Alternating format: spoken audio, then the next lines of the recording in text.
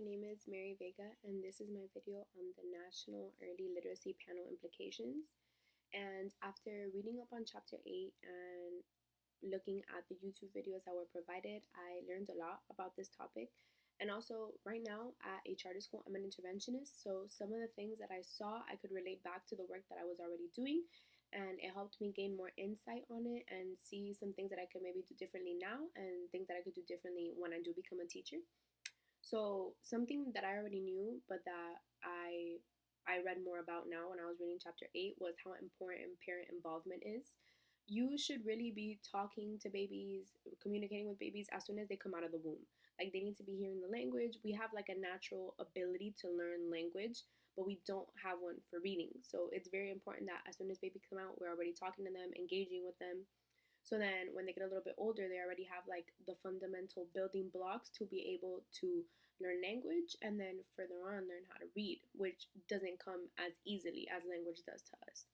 So I think parent involvement is super important. If there is no parent involvement, when they do get to either pre-K or kindergarten, they're going to have a much harder time learning.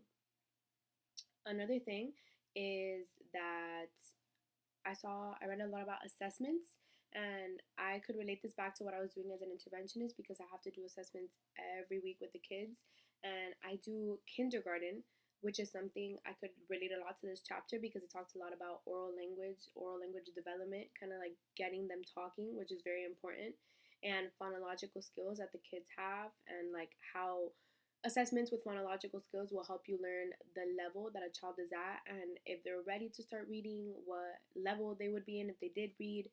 And right now, kindergartners should be reading small sentences by now, hopefully. So, some things that I work on with my kids that I thought I could apply when I was a teacher as well. We do different folders and we'll do word families and we'll do the E and the I so they know that E is like if you're opening up your mouth for the dentist, and they know that I is like if you're crying, eh. So it's kind of getting them to kind of understand and relate the letter to sounds or even beginning and ending consonants. So I'll give them a worksheet. It'll show a picture of a cat and it'll only have A T. So they need to fill in the beginning of that word. So what letter can we put there? K, C, cat. Or ending. Instead, it'll be CA, and they need to figure out what goes at the end. What makes a t sound? They know that's a T. Things like that are really important just to kind of get them progressing. And then with consonant blends, they have a really hard time as well. So kind of just getting them familiar with those, like CL makes the k sound, things like that.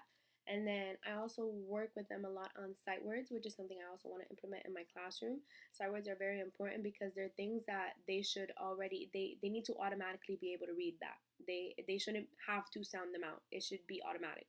So what I tend to do sometimes is the word, like for example, if it's the word look, like that's a sight word that they should know. I'll put eyes on the O's, kind of to give them an image to help them relate the word to what it is. So whenever they see look, they automatically know, okay, the two eyes, look. Just to kind of make it a little bit easier for them. And they do learn a lot visually. So I feel like using visual cues like that might help them a little bit more. And then something else that I saw was shared book reading. So getting them reading at all is very important, whether it be their parents reading to them or them reading a read aloud, which is something that I would like to use in my classroom, me reading to them, or them acting out stories. Maybe we can read a story in class and then have them act it out themselves so they can gain more comprehension as well as get more like familiar with being able to read the stories, see the words, things like that. So those are some of the things that I would like to implement in my classroom and some things that I found really interesting about this week's chapter. Thank you.